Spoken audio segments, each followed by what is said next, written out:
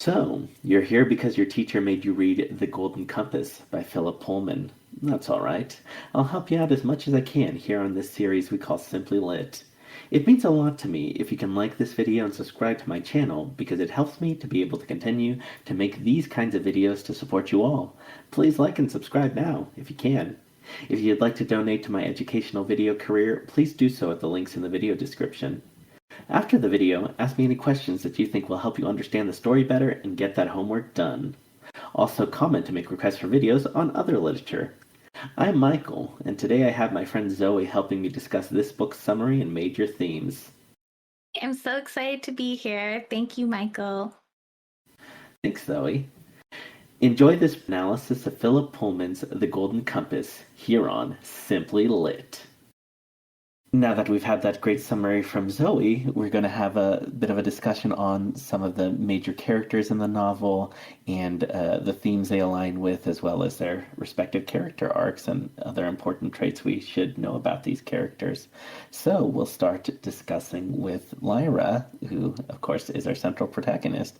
And Zoe, is there anything you'd like to start our conversation with Lyra about? Whatever comes to mind. Yeah, of course. Thank you for that, Michael.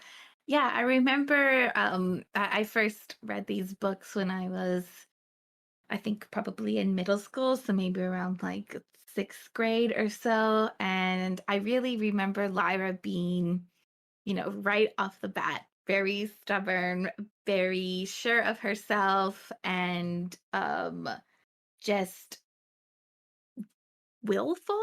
And I kind of liked that because when I was, at least when I was younger, I still feel like this sometimes as well. Just the ability to sort of like say and do what you want to do and have that sort of like self assurance.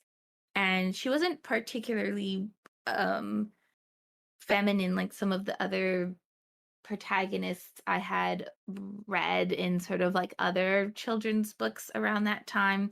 So I really thought that she was very interesting, and I loved her want of adventure.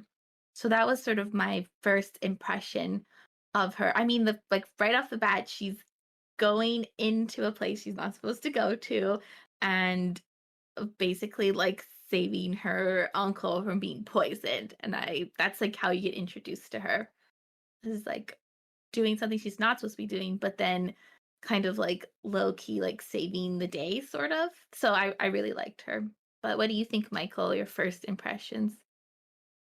Yeah, and I was glad to hear of your impressions of her, especially when you initially read her as well, because I only initially read her as an adult, and so I've only interacted with the character as an adult, and I'm like, why is this dang kid so rambunctious? Just chill out, like. Maybe she should listen to what other people are telling her sometimes. Yeah, maybe she should take a bath now and then. Um, and though one of the overall impressions that I end up liking about Lyra, especially as it continues to evolve, is one thing Zoe touched on in her summary is this idea that Lyra has this silver tongue that she can get herself out of most any situation because she's a very skilled actress, and where people are always trying to constantly manipulate her, she's the one who's in fact manipulating them to her advantages. And I really like how she discovers the responsibility of that skill and the implications it has as she goes along. So yeah, so a lot of the time I'm a little annoyed with her because she's a little too headstrong because I'm like a cranky old man. But I think that's her job is to disrupt the adult world in unexpected ways in order to make this world a better place. Yes, that's definitely true. And yes, she's definitely oh willful. I think in particular I also enjoyed that characteristic when I was younger. I can definitely see like if I had to interact with her as an adult, I would definitely probably get a little bit annoyed. But as a kid having to go to like a, K through 12 private all girls Episcopalian school, you know, you basically like have to follow the rules all the time. So it was really cool to see her not do that. And then, later on in our discussion, one of the biggest themes is religion, and one of the biggest themes that we're going to be comparing with the Golden Compass and the Scarlet Letter is this idea of this disillusionment of religion, which I think when I read that as a kid, like really like blew my mind, so to speak, especially from going to a small all girls Episcopalian school. Now, digging into some of Lyra's desires and motivation, kind of what her general character arc is on a thematic level, let me start with defining her initial desire. And I think one of the quotes from the book spells this out for us early on. And this is in relation to her life at Jordan College when all these inciting incidents with Lord Asriel and the Gobblers and Mrs. Coulter seem to be disrupting her life. This was her world. She wanted it to stay the same forever and ever, but it was changing around her. Someone out there was stealing children. And Zoe, how would you say this quote and just generally the book represents this initial desire that Lyra has, what she thinks she wants versus the thing she actually ends up needing? Yeah, so I think Lyra's desire is to stay at Jordan College. It's something she knows. She has a pseudo family there. She is able to pretty much do what she wants to do. She, explores the crypts and Jordan. She has a lot of pride in being from Jordan College compared to all of the other colleges that are in this area in Oxford, the Oxford of this world. And I think if she, in the beginning, I suppose the one desire that she has off the bat is that of adventure, but she's okay with adventure being within the realm of Jordan College and Oxford. And she does not have control over basically, what's going on around her, and so she's having all of these like outside forces sort of pushing on her. And I think that's just what happens, to everybody. You have outside things that like then force you to change. And I think that in her case, it's for the better that she's changing.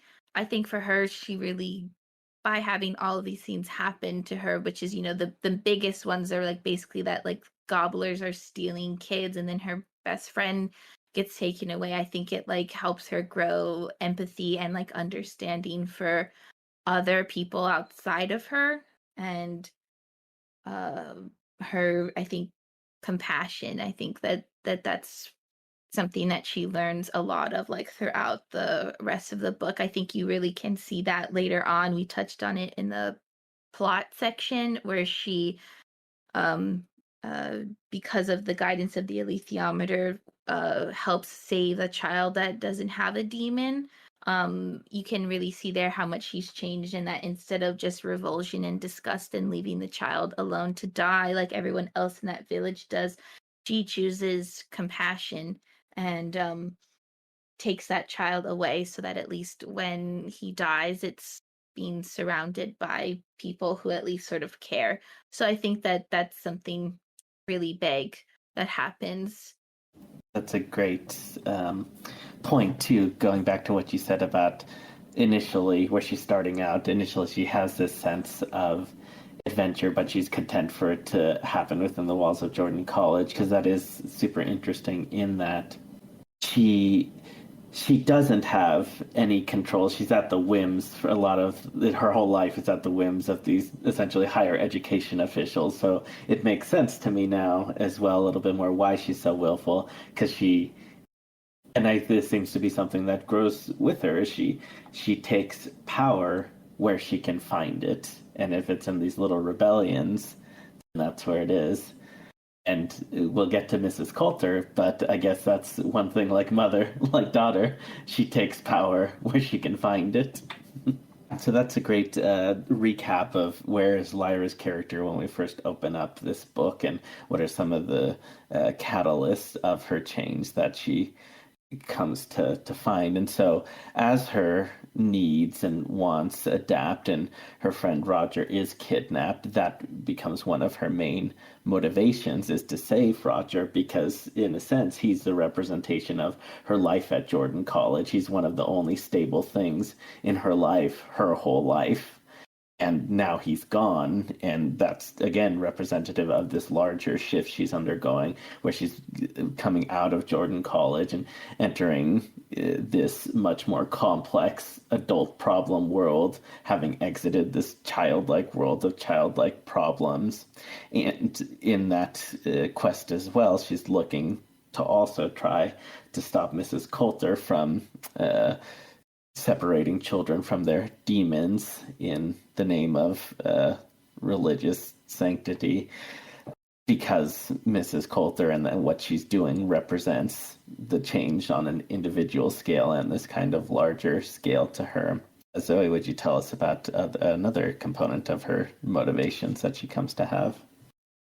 Yes, of course. Yes. So, the main one is finding Roger, yes, and then also trying to by saving Roger, figuring out that Mrs. Coulter is doing, and then on top of that, she also then figures out that Lord Asriel, who then she learns is her father, is being imprisoned on Svalbard, and she's also on top of everything else that she's doing, she's trying to also save him. And I will add, I love that her as a character, she doesn't have the mindset of, like, my father is imprisoned by Pansabjorna armored bears. Like, I can never get him. Her mindset is like, I can do it. And then she does. So that's another one of her challenges as well, of like trying to find him.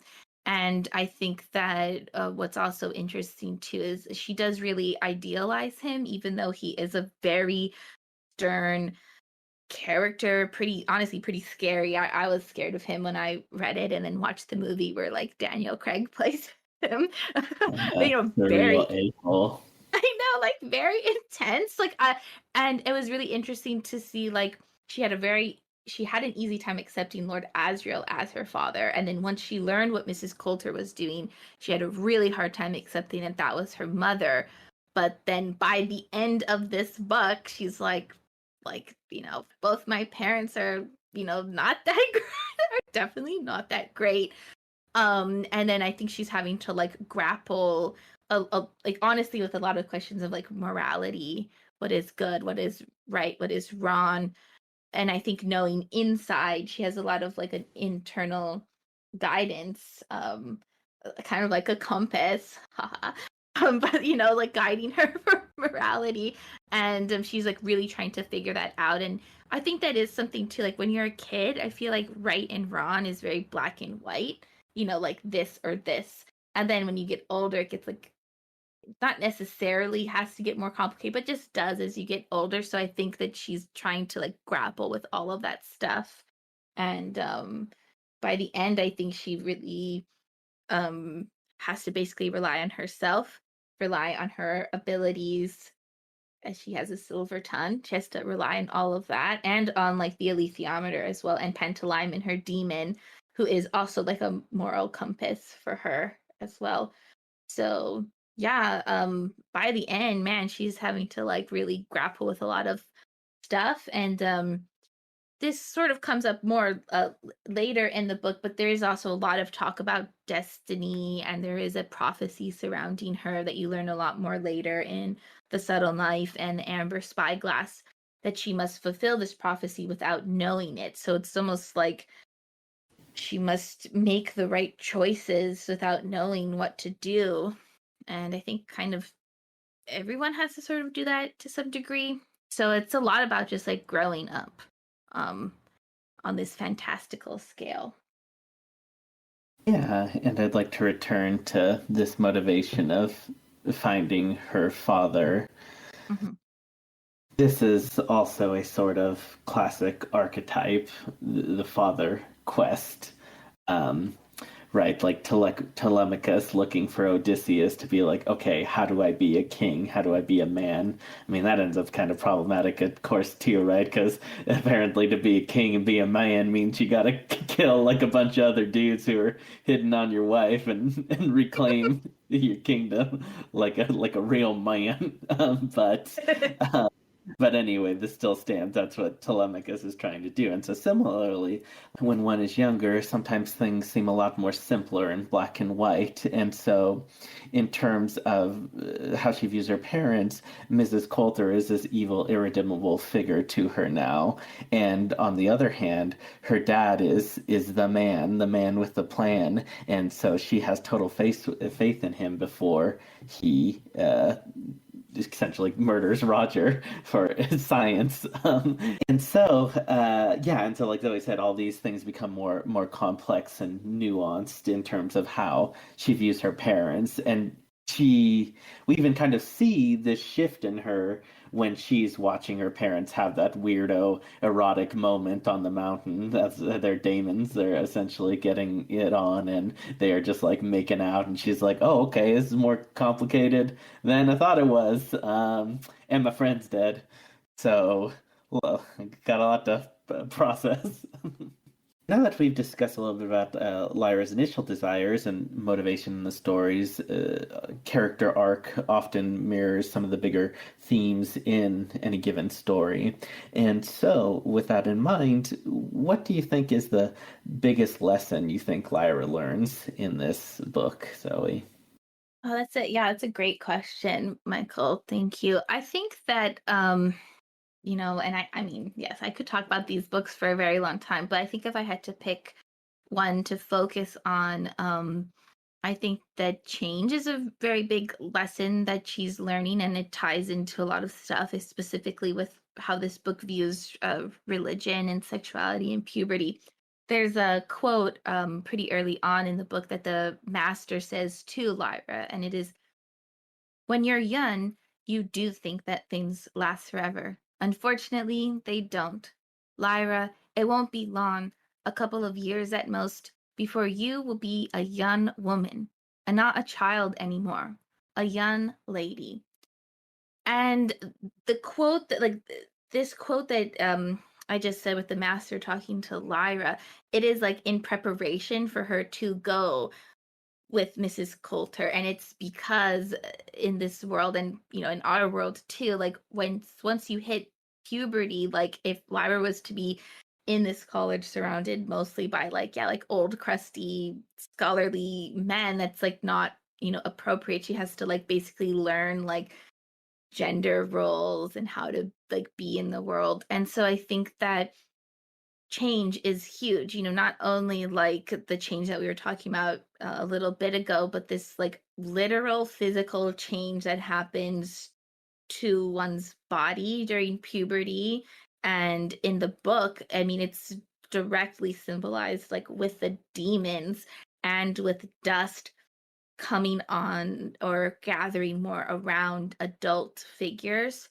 And when the church sees this, they see dust as like basically original sin, and not wanting that to happen to children. I feel like in this book, and a lot of times with like religion, as far as I see it, like when people sort of talk about original sin in puberty, it like really to me means like sex and having all of these maybe perverse sort of thoughts. And so I think Lyra is like directly pushing against it, and also uh, trying to both embrace it, but like I think pushing against more of like how the church doesn't want any of that change to happen. um and I think that as you grow older, you have to sort of embrace change. I couldn't find the quote, but there's a brief discussion about what if your demon settles on a shape that you don't, or a form that you don't like. And one of Lyra's adult mentors, I think he's like the baker in Jordan College, basically says like either you embrace that or you don't embrace your true nature. And throughout the story, I think Lyra embraces her true nature, which is we find out later being like the second Eve. um that's the prophecy from the witches. But I think that's one of her biggest things. Michael, what do you think, or do you agree or disagree? Yeah, I think that is kind of the central lesson she learns is that change has to happen, even though she's been so resistant to it. And I would add, like you said, too, that initially she's resistant to it, but I think it harkens back as well to what she realizes is that she can be the agent of change on her terms. And I guess if we go back to this discussion of archetypes too, right? These sage figures, like say Merlin, for example, he only appears as a child or as an old person because they exist outside of the field of middle age, which is the field of all the cultural expectations and societal restrictions that you're expected to adhere to, whereas children often exist outside that realm. So essentially, archetypally, and as well in the context of the story, Lyra serves as an agent of change in this corrupt world because she's in a position to do so while also learning this lesson that change has to happen. But maybe it doesn't always have to be so bad. Maybe sometimes change can be for the good. But of course, this is only after she learns that change can be like really terrible and people can die and people can get hurt too. So it's definitely a hard fought lesson that she comes to at the end. Going into some of our other characters, um, let's start talking about my favorite character in this whole series. And I don't know, I maybe I'm just attracted to the spell this character naturally weaves as Pullman again and again tries to establish when he introduces her. But he, just like in every scene she appears in, he's basically just saying she was so charming and so beautiful that everybody just wanted to listen to everything she said because she just made everyone think she was amazing. And that would be Mrs. Coulter. And of course, she has this very ugly side herself too. So I guess I'll kind of segue right into that is part of my first impressions of Mrs. Coulter. But before I forget to, I want to touch on this interesting thing about her. So going right, so she has this very beautiful side and this intense duality. This one side, she's this very charming, almost like fairy-like creature that just has like this magical power about her. Even later on, the witches in the book like just recognize the power that she has within her and are also struck by her. And these are like centuries old beings as well that are just like immediately like, oh man, Mrs. Coulter, you're the bee's knees. Or later on, right, when we meet this character, Will, he's just who's one of the central protagonists of this whole series. He's already, the first time he meets her, oh man, she's awesome. I can't stop thinking about her. Um, and so she has that side to her. And then she also has this very dark side. And so, like Zoe said, going back to this theme of change and being resistant to change as being one of the central themes of this book, and just trying to be happy with yourself in the face of that change. Mrs. Coulter's demon is representative of like when you can't accept that change. She's very distant from it, and they're like always scowling at each other. They don't talk to each other, and there just seems to be a lot of hostility between two parts of one being. So my first impressions, even though she has this dark side that does terrible things and murders people and is all about power, I just thought she is an amazing antagonist, and I really like her, and she's one of my favorite parts of this whole series to read. So those are my first impressions of Mrs. Coulter. I love that. I love that that's your first impression of her. I think I think when I was like as a kid reading about her, she was again like charming and then quickly very scary. So I don't think I really liked her that much when I was younger. But I think upon reading it a second time and kind of like also hearing all of your thoughts about her, I do think she's a really very interesting antagonist and a very interesting character. Also, I think as like a woman and I don't quite remember where in the book, but there is a brief discussion of, her being unlike any of the female scholars that Lyra sees, and there's not very many female scholars, and that she is honestly, like, I don't think there's a lot of women that are in the church of this world, the magisterium, and so the fact that she wants to do something. I mean, she is like Lyra in that willfulness. She wants to do something. She knows that she can only get it a very certain way, and I think that's through like charm. And I think a lot of women, I think, actually would probably relate to, like, you have to use very specific things to get what you want, and that's what she's doing. And I think also the interplay between like her and Asriel, and there is again at the very end a brief mention of like their history together. And I think that when Asriel and her didn't agree, instead of her just being like, okay, well, I can't really do anything anymore because I don't have him, she just like goes and does it. And yeah, I mean, yes, she does like murder, kids and whatever and all that stuff as well. But yeah, I think there is something really interesting, and then her own idea of like maybe potentially not embracing change. And I'm super interested to talk about it. I think we'll touch on it in a bit about like what exactly are her motivations, because I think there can be arguments to both sides of like, is she trying to do the child cutting in her own way of like quote unquote helping by not bringing on original sin, and maybe for her that's maybe reflected in like gender roles or like something like that, or is she just trying to like grapple for her own power and her own control? Because I do think she's quite afraid of dust. I think everyone in the church, underneath the want of power and control, is of course like fear of it and fear of change. A lot of, fear of change is, you can find that theme in like everyday life, probably commercials for stuff, and like a lot of books. So I think that that's super interesting.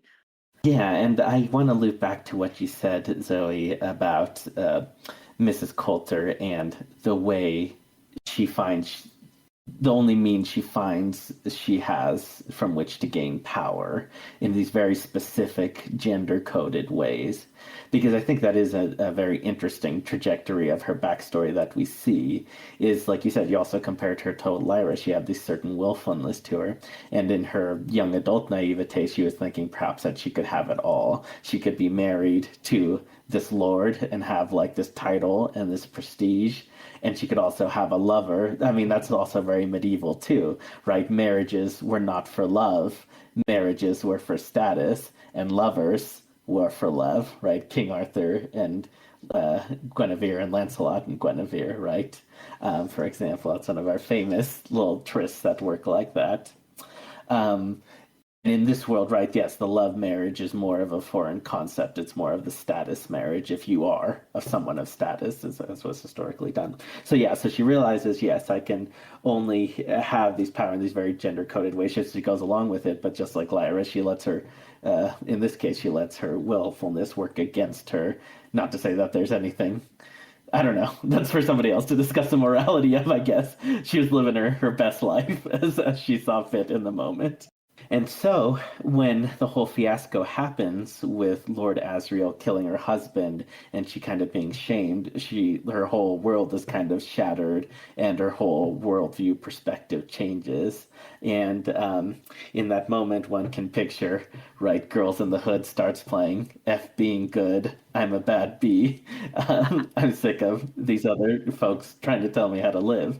And so she decides, okay, what can I do? And like Zoe says, she has this unorthodox idea to join the church and gain power more in that realm. And again, in these gender-coded ways. So I just think that that was an excellent point that Zoe raised. Is it by necessity? So it's not necessarily a good thing, and I think that's something she struggles with throughout, is like, why does she have to gain power in this way?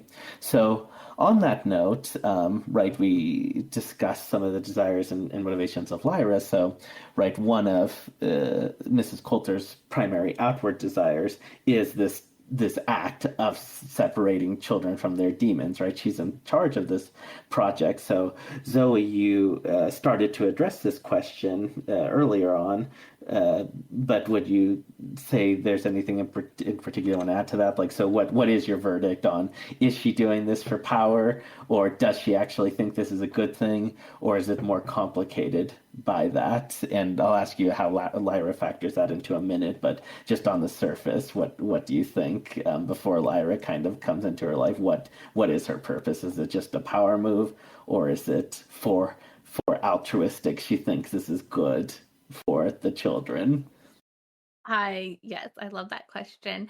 I think like older, I still have tendencies of just being like black and white, this is good or bad. And like definitely on the surface does seem bad, does seem like she just like wants this for power. And then I loved your point of like Lyra factoring in, because I think that that is a factor for her. Um Potentially. And again, I think there's arguments both ways, but I do think it's probably, more complicated. And, I don't know what, Philip Pullman's intentions were, but I'm more keen to say that it's slightly more complicated. The only reason is, and potentially this is because both of my parents are psychologists, so I tend to dig deep and maybe potentially overthink things. But I do think that a lot of times when potentially anybody wants power and or control, it's because they fear something. Now that fear might be deep down and they might not even recognize it, but my guess is that in this world and the church, and quite frankly even in our own world, like puberty and sexuality and that change of childhood into adulthood is like wrought with fear and wanting to have control and wanting to have power and having specific roles for like men or women. And like we don't even touch in this book of like people who are queer or like literally anything else. I think there's like one mention of people's demons who are the same sex as them. It's not talked about a whole lot, but anyways, so I think that for Mrs. Coulter, perhaps if you were to like dig a little bit deeper, my guess is that she has a ton of fear around, change, what happens to one's demon, what happens to oneself. And I loved, Michael, that you brought in like her own backstory, which again is only briefly mentioned, of like having her husband murdered and then having to like figure out like what am I going to do in my life. And then I loved your little funny commentary, but like, and so I think that if she has all of this fear, potentially one tiny bit of her brain might be like, if I can prevent this from happening to kids, that's like a good thing, and I'm going to do it no matter what, even if they die and even if they are like a shell of themselves, which you kind of see with the adults at Bolvaner, who do have their demons separated from them and don't die. So yeah, I would say like maybe like deep down it's like fear based and therefore she's trying to do something good. But do I have textual evidence to back up my claim? I'm probably not. but but Michael, what do you think? Or if you had to pick, what would you pick? So yeah, to answer your question, Zoe, I think it is probably more complicated. I like what you said, that in terms of if she does have an altruistic reason, maybe it is rooted in she thinks she's trying to make a more equitable world in part, and that's how she can justify that she's doing these horrendous soul splitting acts, that she might spare these children the complications that inherently come with the adult world by somehow making it simpler for them, by in many ways making them more simple, like little zombies. um, but I think too, the only reason she's in this position and she put herself in this position is because she recognizes that this, again, this very patriarchal world, that's what it desires, is control, because it fears, like you said, this great idea of fear at a collective level. This patriarchy fears being dissolved, it fears losing power, and so it's always looking to establish its control in all these different kinds of ways. And so, again, Mrs. Coulter recognizes that, and she's like, well, if I can innovate something to serve their means, maybe do a little bit of what I perceive to be good at the same time, and get myself more power, then I'm totally going to do it. And I have no problem if some kids die in the process. That's what's the saying? You need to crack a few eggs to make an omelet. She doesn't care if like a lot of little eggs get cracked. So that's where she, as long as it gets her to where she needs to be and makes the world a more equitable place in her eyes. And transitioning too in terms of what this character desires, what does she want? I think initially that's where it starts, is she wants this power and she wants this position so people can stop telling her what to do because she's sick of it. And of course, the more power you get, the more power you want too. So essentially, maybe it's a more positive, altruistic means of self advocacy, but she certainly becomes more corrupted by the power to continue to seek it by whatever means. But that definitely becomes complicated, and I would think this complication is the central piece to Marissa Coulter's character arc. So, on that note, Zoe, how do you think Lyra complicates what Mrs. Coulter wants and what ultimately affects how the position she is where she ends up at the end of the book? I think a great analysis. I love all the stuff you were saying. I think that Lyra definitely probably complicates it because now it's personal. And so, like I think you could like see that a lot with like people who are kind of like, shitty for lack of a better word. I I don't remember exactly what TV show it was, but like if you're somebody in power and like a bunch of stuff happens to people you don't care about, but then like it happens to your own kid, like, oh, all these people that I do really bad stuff to, but then like my kid gets kidnapped. Of course I want to do whatever it takes. And I think you really see this when Mrs. Coulter prevents the intercision cutting away of the demon in the very end of the book, like prevents that from happening to Lyra. And it is very contradictory because she's letting this happen to like a bunch of other kids, and also she is the one that is luring the kids to this place because she's so charismatic. I mean, like the hot chocolate, the pretty like monkey demon. I mean, it's a golden tamarind, but like pretty monkey Yeah. demon. And Impeccable yes, style. of great style. And also it's there's so much that we could talk about, and I know we're not going to get to everything, but she also picks like poor kids. They're like also like the Egyptian kids, which to me read as like Marginalized groups. yes, like yeah, like in our world maybe like Romani people, like that's sort of what they read to me as.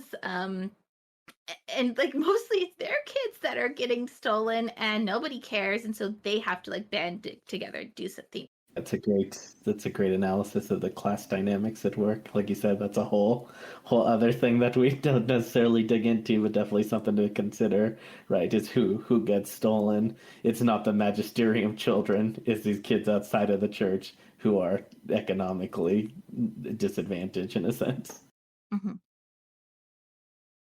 Yeah, I think that's a great analysis, Zoe, of how Mrs. Coulter's desires and motivations are complicated by Lyra in terms of what happens when these issues hit closer to home for you. And I think that's a key part of it as well, is because Mrs. Coulter acknowledges, even at some point, I think later on in the series as well, that she realizes that she wasted those years of not being a mother because she was totally invested in her search for power. And so this is one of the first kind of series of moments in this novel that she realizes maybe there's more to life than power. Maybe there's power in being a good mother. And so I think that's how her primary desires start to change. Is because I think that does become her central focus after that. Is she wants to protect Lyra, but she does it in her usual, unfortunately, kind of toxic habits that she's grown to rely upon develop. Is there's a caveat is she wants to protect Lyra, and then in all caps, by any means possible, as her certain MO. So I think that's kind of the central thread that she carries forward from that end. Zoe, I think that was an excellent point you raised of when someone wants power and control from a psychological standpoint, it arises out of fear.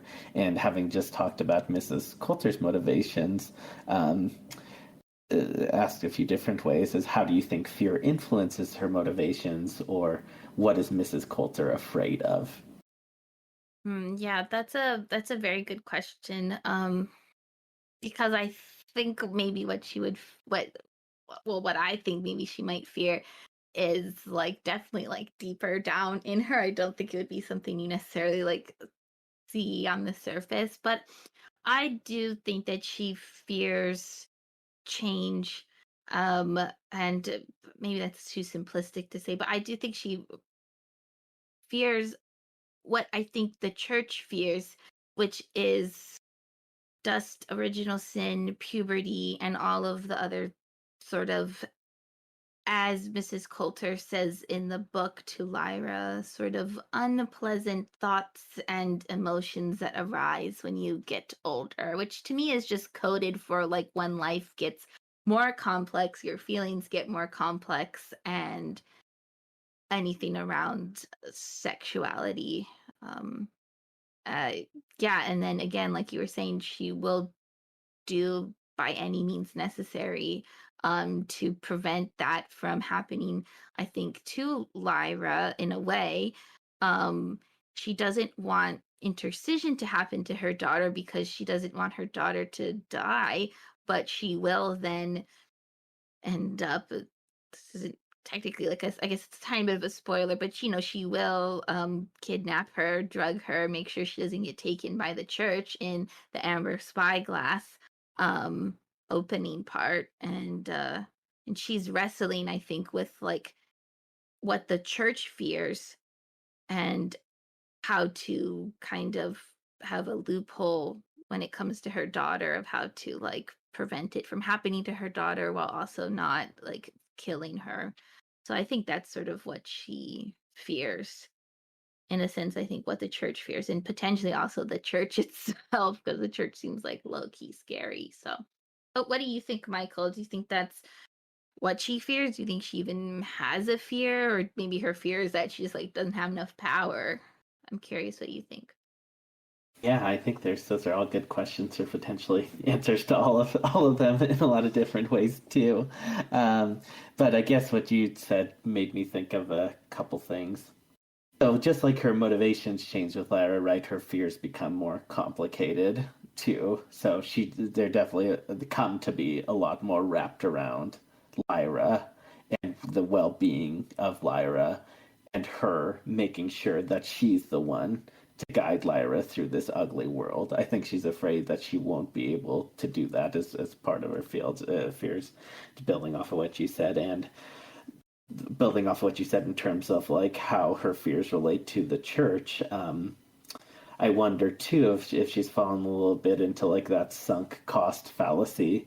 Like I need to help preserve this power structure because I've essentially sacrificed my sense of self, sold my soul to the church, in this case, to move up the power ladder. So how can this be for nothing if when I've done all these terrible things to get to where I am? So I think on some level she is afraid, and maybe she's realizing, that was a bad idea to maybe do it quite in that way, and maybe she, like I said earlier, maybe she should have tried to value being a mom. But again, she's my favorite, and I can't blame her. So I think you know she thought in her mind she was doing what she had to do.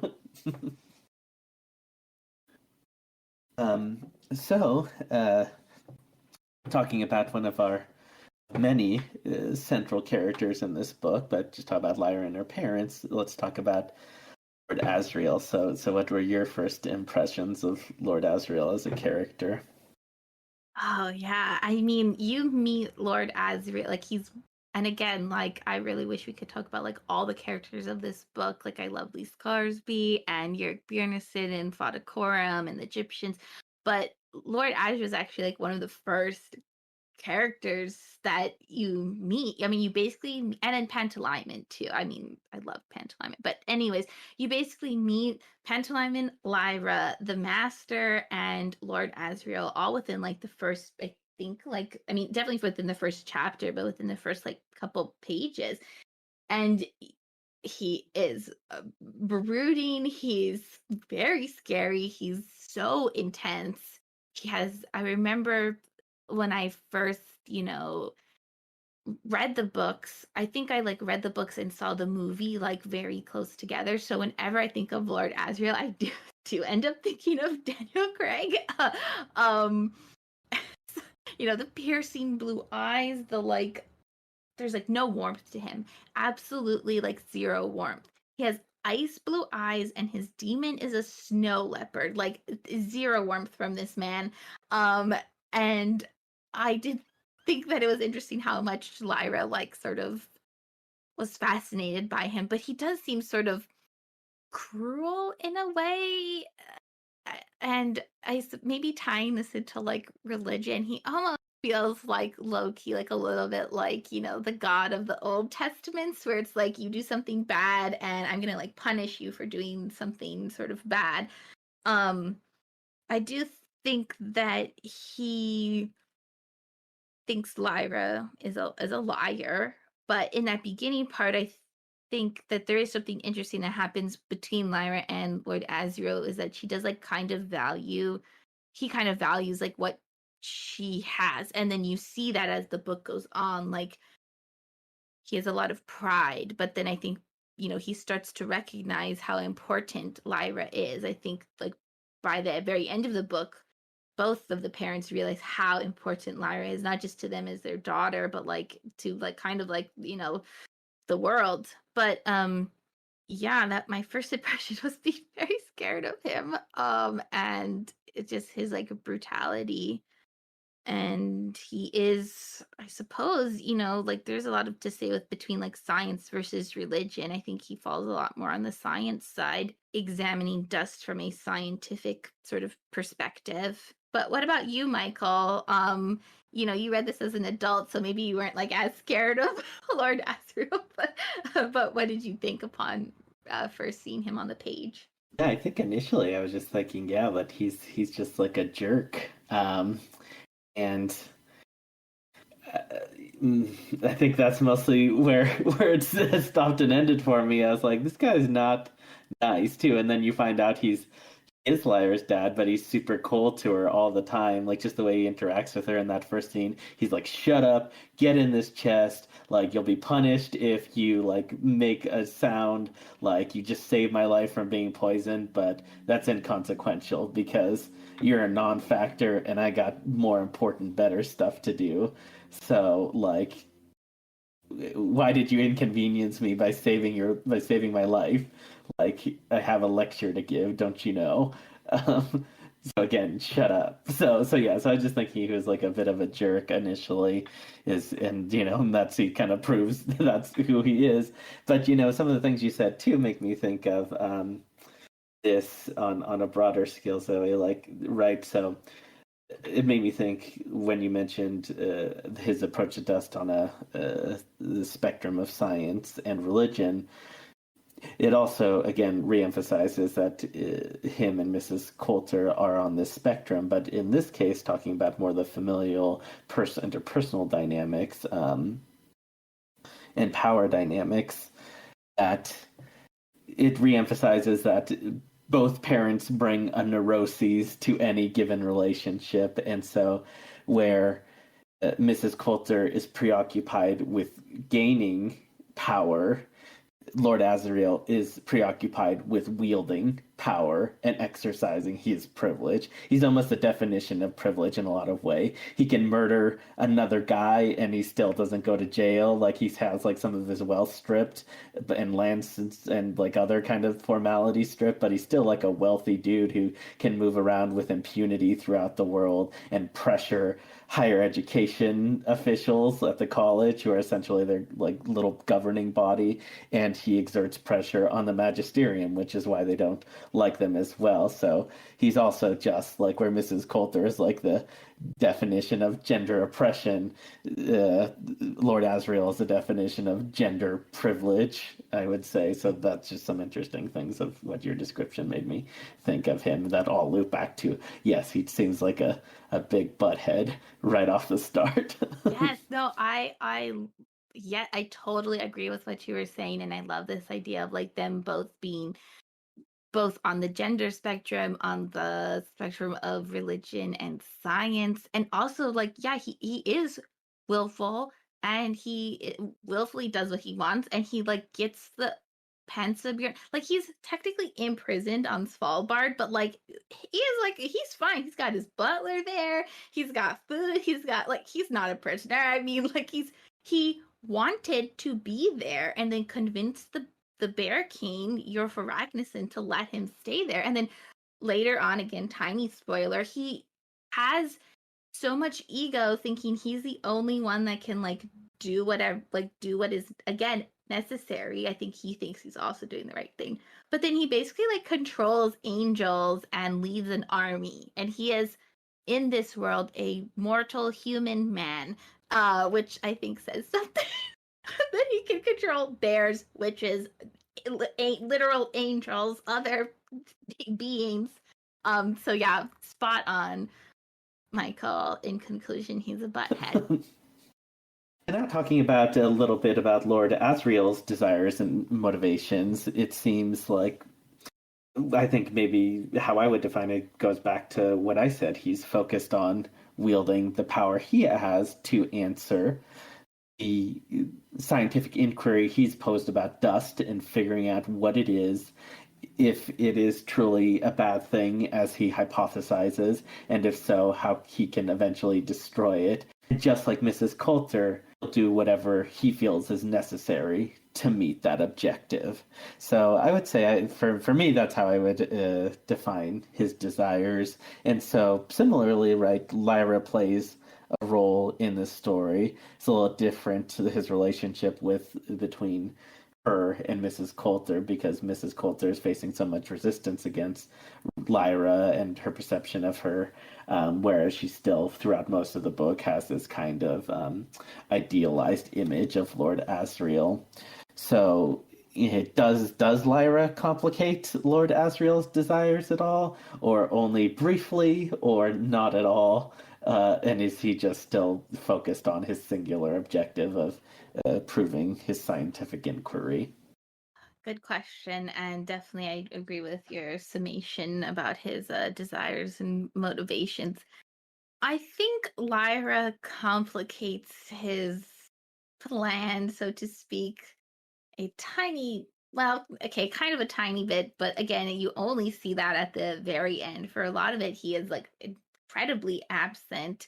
Um, Whereas Mrs. Coulter potentially like tries too hard in like all the wrong ways, like Lord Asriel tries none at all and also the wrong ways. But like at the very end when you know Lyra finds him and is greeted by who now she knows is her dad as a like basically is like, no, I did not ask for you. Like it's this like huge moment of like this is the most emotion I've seen from this man besides like I need to do what I need to do. Yeah, like he sees it like a ghost at the door, and he's like, "Oh no, have did I want too hard?" And then he sees Roger just like kind of creep behind him, and he's like, "Phew."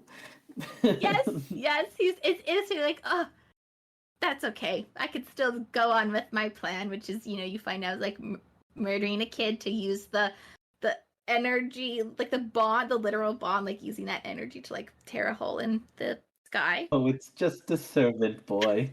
Just Who cares? no one cares about Servant Boy and how his family worked at Jordan College forever. Yeah, no one cares about him.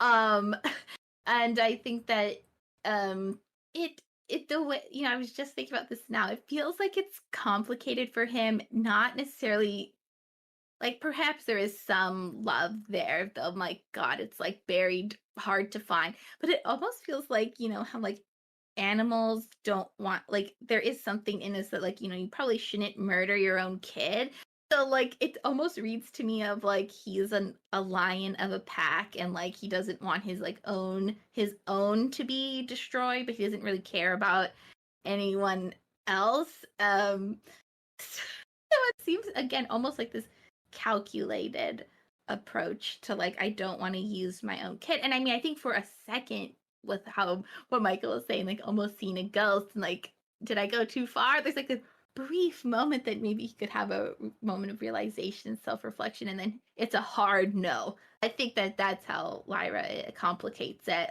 But what do you think, Michael? Do you think I'm like digging too deep into Lord Asriel here, and maybe he just like doesn't even care that much? Yeah, I just want to add to what you said because I think I do agree with it. Is that yeah, I think he doesn't want to sacrifice one of his own, but it is still calculated because that's what he's all about, is being calculated and measuring the costs and stuff. So for him, it's almost like a biological imperative, like, yes, this is my child. But two, I'm also like wondering, yes, why would he treat Lyra any differently? And I think he would. It's either a race or I'm not excuse me, a race, a class or a gender thing, because either he doesn't value her in part because she's a girl and in part because she's like a bastard child. So, right, if she were like his true-born son, would he treat her any differently? Would he have been with him this whole time? And so, on that note, I think he's I think he would have killed Lyra if she was the only kid there. So I think, yeah, like you said, for a second he would have asked that question, but I think he was ready to go through with it, which is why he is so frightened in that moment, because he realizes I'm going to do it anyway. And so, on that note, too, right? I think that's again an interesting question, right? When you're wielding power, gaining power, or just trying to execute your own dominion over the natural order, which is like essentially the central themes of what Mrs. Coulter and Lord Asriel are trying to do. Is Lord Asriel scared of anything, or is he just kind of too wrapped? Is he so neurotic that like his brand of neuroses is just totally about him, and he's not afraid of like anything? Whereas, right, we talked about Mrs. Coulter. Some of her fears are very obvious because she is like the more human character, whereas Lord Asriel, like you said, is almost like this kind of Old Testament creature where he's just like pure motivation and will. So is Lord Asriel afraid of anything, or is he too dumb to be afraid of anything? Too dumb smart to be afraid of anything? Ah, great question. Again, on the outside, he does seem like very fearless. I suppose, like, yeah, that one moment of like, I don't even think it's a fear. I think you're right. Just the realization that he will like definitely like hurt his, kill his own kid probably to do what he needs to do. I think that if I were to like put on my like little like, psychology hat that my parents have honed on me, that like if he does fear anything, I would say that he potentially fears what is unknown, which I think like drives probably, I'm not a scientist, but I would imagine that that would drive a lot of science is maybe not a fear, maybe a curiosity. It could go very hand in hand, but like wanting to know what happens. Um, and I think like probably not, and it's mentioned a little bit in his sort of monologue to Lyra. But I think that both that a lot of people fear death, which is just a huge unknown. The church gives you an answer, which is heaven, but science it's a little bit more like, well, like what the heck happens? How did we get here? What is life? So I think that any fear he might have would be like the fear of like not obtaining knowledge, but honestly like for himself, I would say. So the fear of like, well, I need to know what would happen to me, and I'm going to figure it out again. by any means necessary. I would do whatever I need to do. Literally tear a hole in the universe just to like figure something out. And I think it's that insatiable need to like to know. That's what I would say his deeper fear might be. But what do you think, Michael? And it's deep down, okay? It's like a deep down, I'm just like putting my own thoughts into him. But what do you think? And I think that's a great point. But yeah, you're so right. He literally like ruins multiple dimensions because he's got to swing his big D all over creation to establish dominance. So I think essentially that is you put it well that he in fearing the unknown, he can't stand a world in which he is not holding all the cards. And so he's driven by that. He's like, how can I not be the one in control? Because who better than me to guide everybody? And as we see, that's his part of his charm that is impenetrable to me and Zoe, but to other people who like these other beings from other realities who even kowtow to Lord Asriel because they think he's the leader, and it just reaffirms to him that yeah, there there was this wrestler whose catchphrases was "Who better than Canyon?" Well, it's who better than Lord Asriel? I love is that. Yes. what his motto Yes. is. So just like we discussed how theme aligns with character with Lyra, we wanted to dig in terms of how theme and character align with Lord Asriel and Mrs. Coulter. And I think one of the biggest insights we get into how some of the major themes of this novel intersect with Mrs. Coulter and Lord Asriel are on their perspectives of dust and what it means.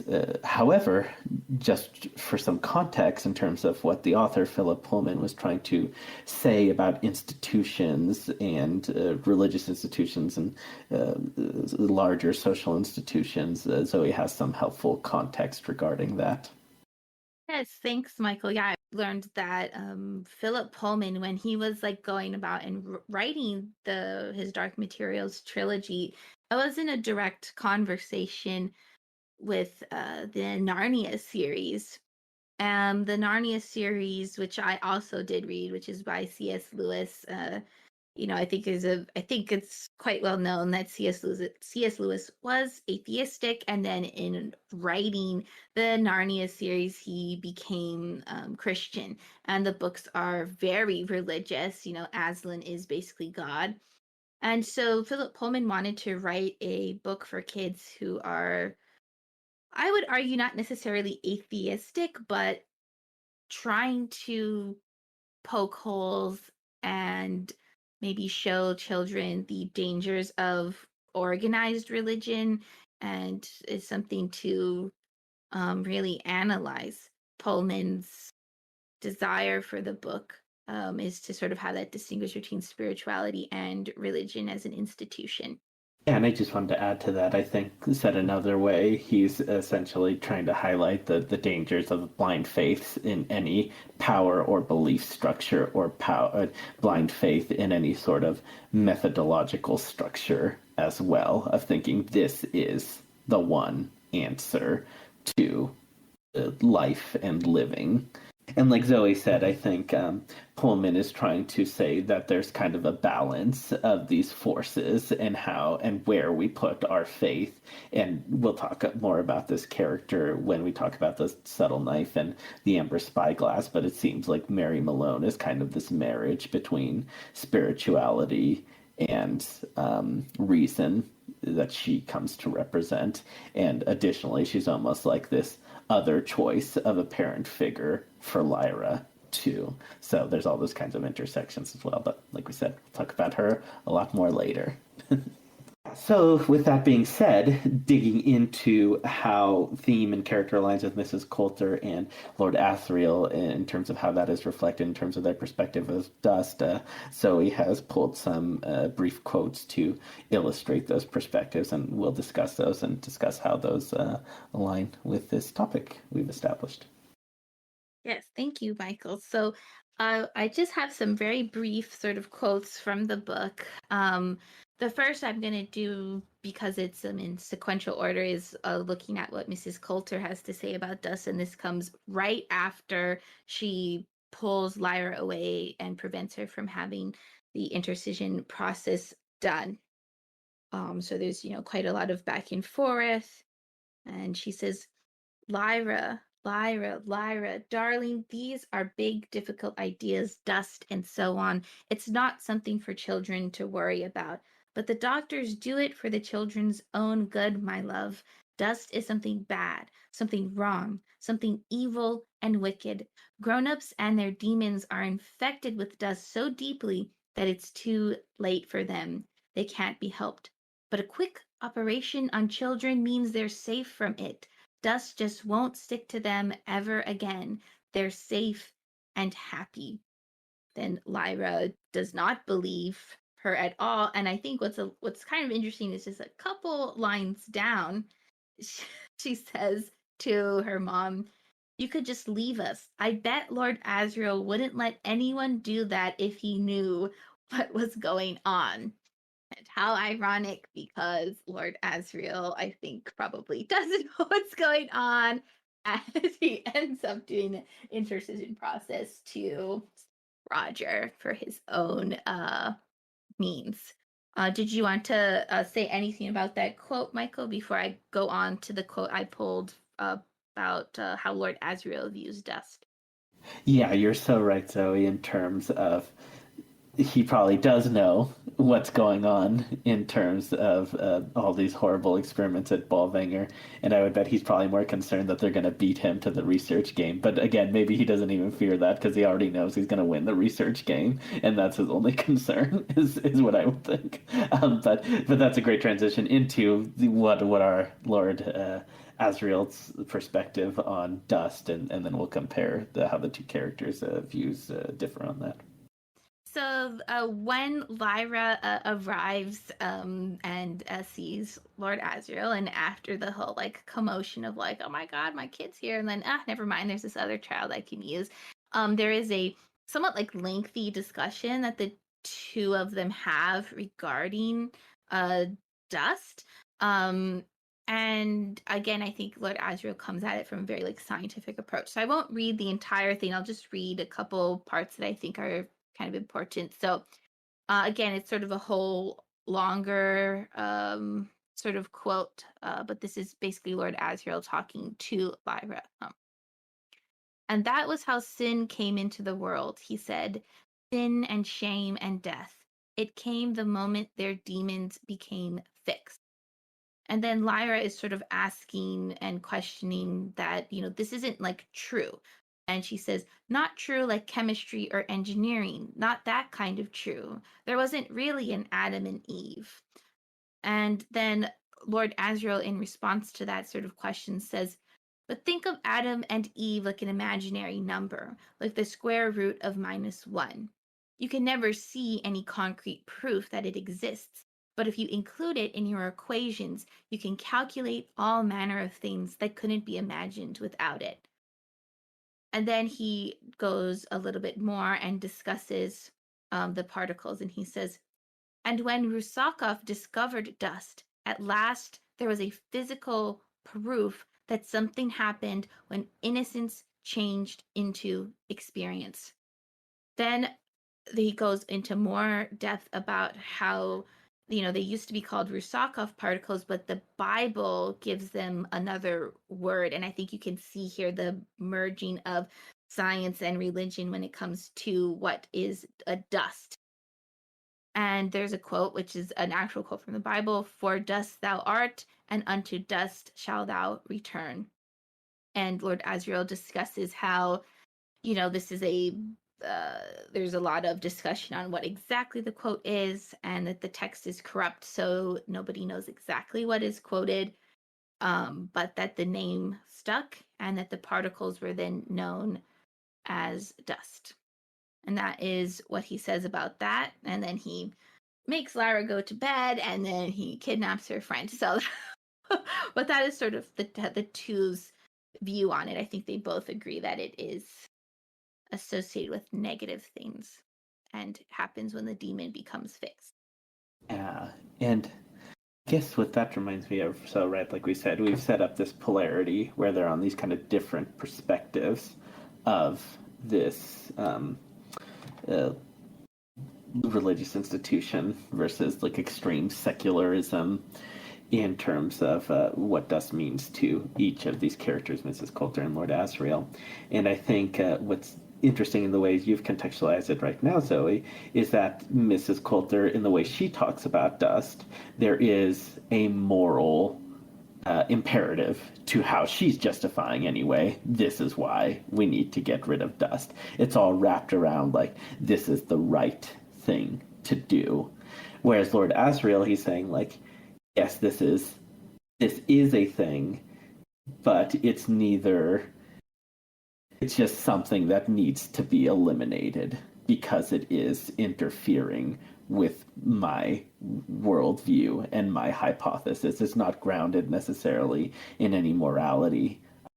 And just a little side tangent. That's a reference to songs of innocence and of experience from William Blake in his quote, but I don't know enough about that text to quite say what that is, but it's definitely in there. So, right, William Blake is his 18th century. I think he falls into the romantic poetry tradition, but that collection is about the kind of hopes and fears that inform the lives of children and how that is traced throughout growing into adulthood if they made it in Victorian England at that point later on, right?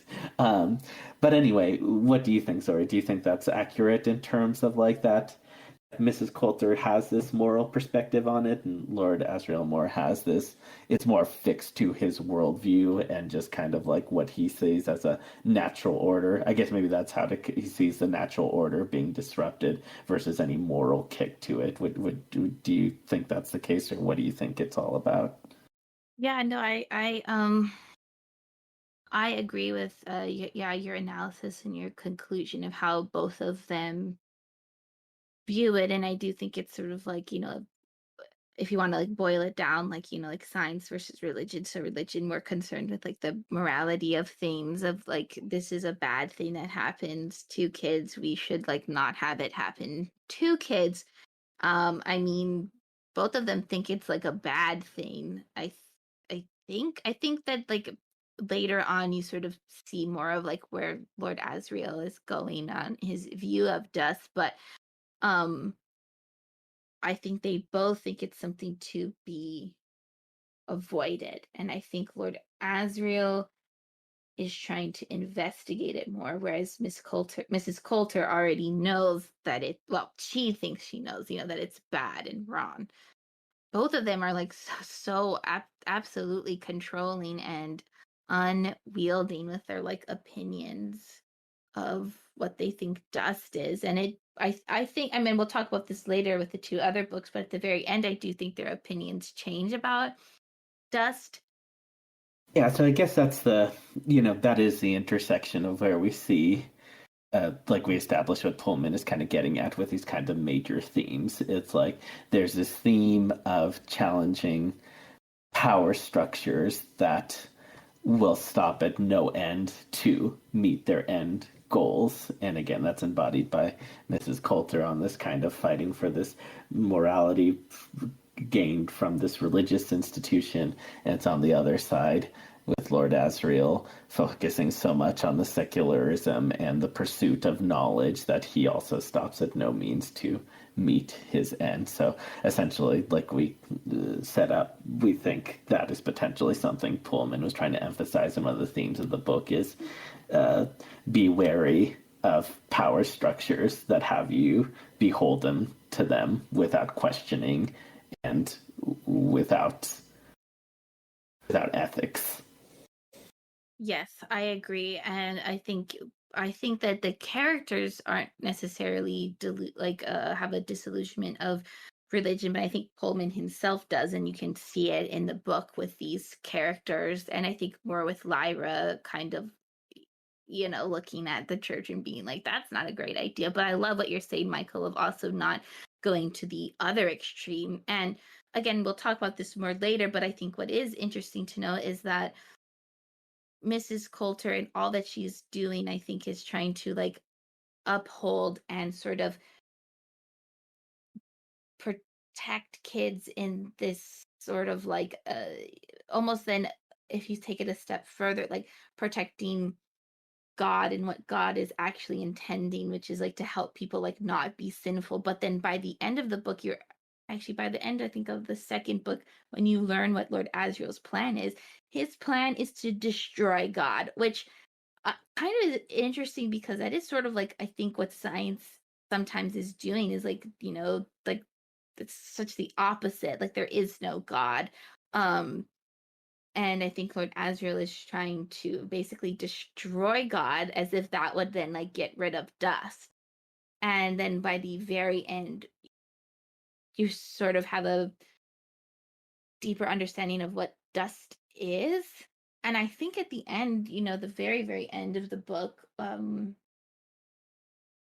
I think that dust is sort of like Pullman trying to tell the reader and potentially like kids, um, like maybe showing them what spirituality like could be. And I think we'll definitely discuss this later. But for me personally, I took what he was saying incredibly personally because I grew up as somebody who was honestly probably towards more of the Mrs. Coulter side, being very extremely religious in a very problematic way as far as like a child's perspective of God goes. And so reading this book really changed my viewpoint on God, um and sort of life and religion. So again, that's sort of going beyond where we are now, but the discussion of dust and religion and change, I think, is like core to this book. I know I was a little bit tangential. Michael, did you have anything to say before you reel us, thankfully, back into this book and this conversation? I guess that's the dramatic question that Pullman leaves us with. Can inquiry and faith slash spirituality interact with each other in a way that is best for everyone? Where can we see the intersections of these things? And where, so I think, again, going back to that scene where Lord Asriel and Marissa Coulter are totally making out and while Lyra watches, and getting all hot and heavy with each other. I think that's where we can see, like, okay, maybe sometimes these two volatile elements can come together, but ultimately those two adults, they're so set in their ways that they don't believe that the, their perspectives are irreconcilable at that point in many ways. And even as in that moment, Mrs. Coulter switches her emphasis from being wrapped up in the church to more being wrapped up with Lyra. They're just two kind of opposite perspectives that cannot reconcile. And so I think that puts metatextually the question into Lyra's head: how can I make these two opposing forces that have driven my life? How can I negotiate those two in order to move on? And she didn't have much time to think about that. I think even in the book, she's like, "Well, pretty messed up because my best friend is dead, but I guess we got to go through this portal." So No, for sure. I think in the first book she doesn't have time to process that, and then by the end, which is like the Amber Spyglass, I think she um does is able to process this. And I almost think that Pullman's answer to like how these two opposite poles can come together, I think the answer is dust. I almost think dust as like the idea in science, energy can neither be created nor destroyed, is, one could say, is like somewhat spiritual as well. And so I think like dust is sort of his like answer to that. And the ending is, again, we could talk about later. I think it's quite beautiful how he talks about that. and definitely helped me not dive too deep into existential dread as a sixth grader.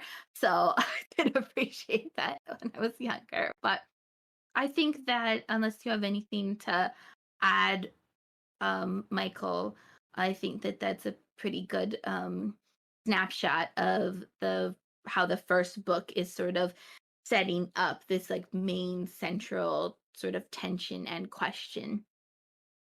Yeah, I agree. I think it does set up this central question of Lyra asking herself, "How can I be better?" And both of my parents, who I initially was enamored with both of them, and now I see are much more like flawed and complicated figures that I don't really know what to do with. That's Lyra saying, "I don't know what to do with my parents because they're a little effed up." So how can I be better? I think is the question she asked herself, which still is a question that leaves room for growth because that's not the only question she needs to consider. Is that she finds out is how can I be better? How can I forgive them? How can I do a whole other slew of things to reconcile these opposing forces on the thematic and character and metatextual level? And yeah, so I think that does set that up well. Well, I know Michael and I just want to thank you so much for sticking with us and for listening to all of our thoughts.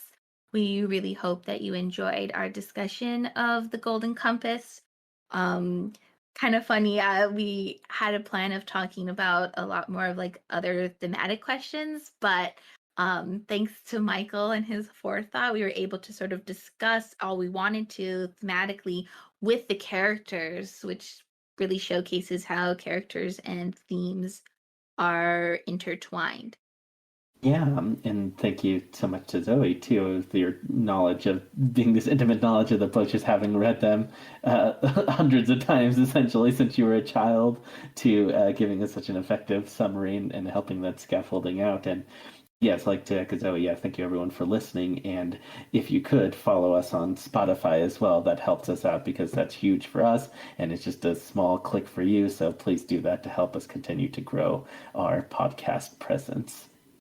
Yes, thank you so much. And later on, we will be having a couple other episodes coming up that we'll talk about at the very end. But right now, we're just going to do a quick wrap up of our final thoughts. If we, how did we feel? If we would recommend this book. I think y'all already know my answer, which is that I would 100% recommend this book to anybody. um, I think that it's very well written. I think it aged pretty nicely as well. I think that it was really great as a kid reading this book.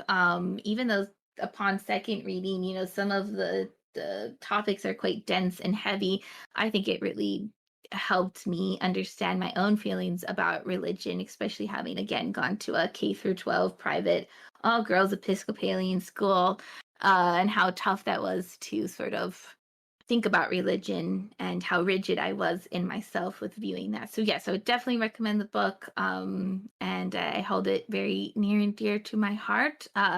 And Michael, as somebody who's read this book while they were older, would you recommend this book to people? Yeah, I would recommend this book to people. I think it is very well written to echo Zoe. And I think it does raise these very interesting themes like that we all talked about too. Like, what does it mean to be a parent? What does it mean to be a child of parents? What does it mean to find your own way in the world? And like Zoe said, it is well written and has a great narrator presence that really enhances the whole tone and spirit of the book. I will say though that Lyra super annoyed me as like the principal character because I don't like her little Cockney accent too. I'm like, oh my gosh, and her willfulness, like I said, also bugged me initially, but like I definitely appreciate Lyra for what she is, and she is a captivating and excellent character and a lot of fun and really cool and awesome character. So even though she annoyed me a little bit, I can definitely appreciate her, and she is central to this whole narrative, and it sets up excellent threads to go from there. So it couldn't happen without her. So we need her and her little Cockneyisms anyway. Yes, we do. And both Michael and I love listening to audiobooks. So the audiobook series of this is a full cast, which I loved. But yes, there is a lot of like a very strong Cockney accent. So if that is difficult for any listeners out there, just a fair warning and a heads up. But if you can embrace her, then the rest of the read is very interesting. Yeah, it's still a great audiobook too. So even with all that too, it's not difficult per se, but it can, if you don't like it, then it can be annoying. That's it for now, y'all. There's plenty of more to analyze in this story than what we've just mentioned. I'm just gonna go burst open a portal to another world because I can. Bye, Zoe, and thanks for being here. Yes, thank you so much, Michael, for having me. This was a blast. Please remember to like this video and subscribe to my channel if you'd be so kind. If you have any requests for short stories or poetry, summaries, and analysis, please let me know in the comments. Feel free to ask me any questions related to your homework that you think I can help with. Don't ever roll with your parents being hella crazy about that sweet dust, and stay lit with Simply Lit.